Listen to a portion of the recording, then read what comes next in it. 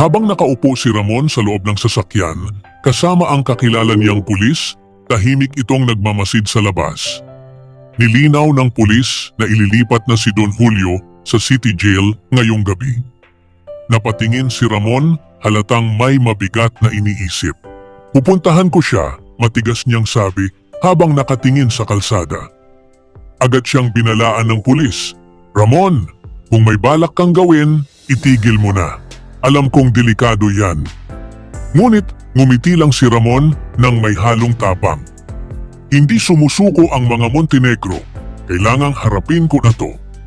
Sa mata ni Ramon, malinaw ang desisyon. Handa siyang gumawa ng hakbang, kahit delikado. Samantala, sa isang tagong lugar, nakarating sina Tanggol at Punggay. Huminto sila at agad ipinakilala ni Tanggol si Punggay sa kanyang mga kasamahan.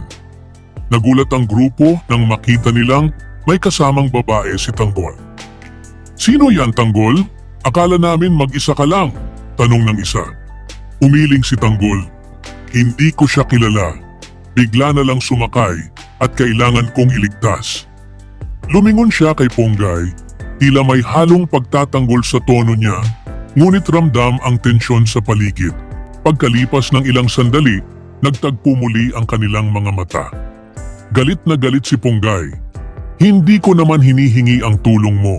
Hindi ako nagpapaligtas, mariin niyang sabi. Ngunit agad siyang sinagot ni Tanggol, bakit sumakay ka kung ayaw mo?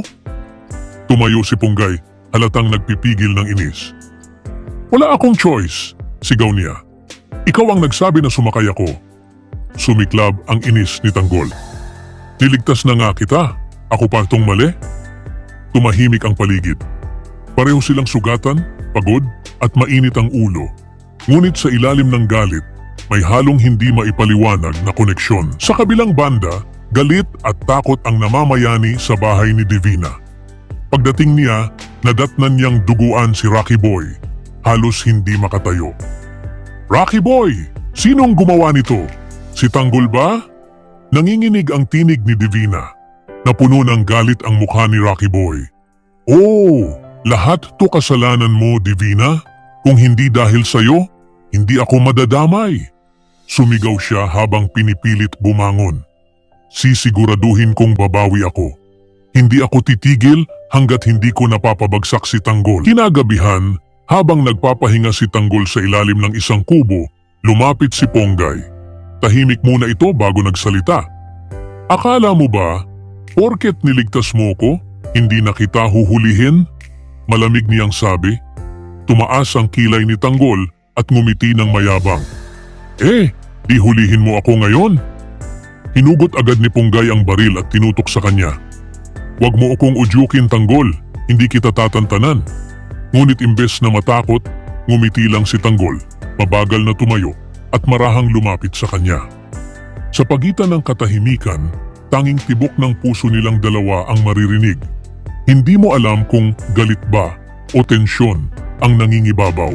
Sa kabuuan ng mga pangyayari, malinaw na patuloy na umiikot ang kwento sa pagitan ng tungkulin, galit at hindi maipaliwanag na ugnayan ng bawat karakter.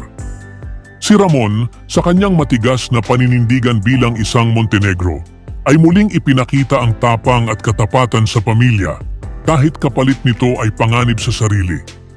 Ang kanyang desisyon na harapin ang sitwasyon ni Don Julio ay sumisimbolo ng diwa ng walang sukong laban para sa karangalan at prinsipyo ng kanilang angkan.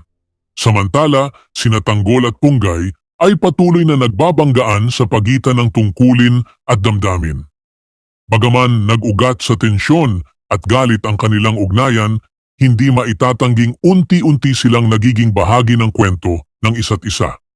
Sa likod ng mga pagtatalo, may halong respeto at marahil simula ng mas malalim na koneksyon na hindi pa nila lubos na nauunawaan. Sa kabilang panig naman, lumalalim ang galit ni Rocky Boy kay Divina at kay Tanggol habang dumarami ang sugat, hindi lamang sa katawan kundi pati sa kalooban. Ang kanyang sumpa ng paghihiganti ay nagbabadya ng panibagong yugto ng kaguluhan na tiyak na maglalapit sa kanya sa isang madugong pagtatapos. Sa huling tagpo, ang pagkaharap ni Tanggol at Punggay ay tila simbolo ng banggaan ng dalawang mundong magkaiba, ang batas at ang kabaligtaran nito. Ang baril na nakatutok kay Tanggol ay hindi lang sandata, kundi paalala na sa gitna ng tungkulin at damdamin, may manipis na linyang kailangang pagdesisyonan. Sa dulo, walang malinaw na panalo o talo. Tanging mga taong pinipilit mabuhay sa gitna ng kaguluhan, pag-ibig at paghihiganti. At habang tahimik ang gabi, iisa lang ang malinaw. Magpapatuloy ang laban at bawat karakter ay may kanya-kanyang bit-bit na apoy na hindi basta mawawala. Ibahagi ang inyong saloobin sa comments section. Huwag kalimutang mag-subscribe at i-click ang notification bell para hindi ninyo ma-miss ang susunod na kabanata ng Batang Quiapo.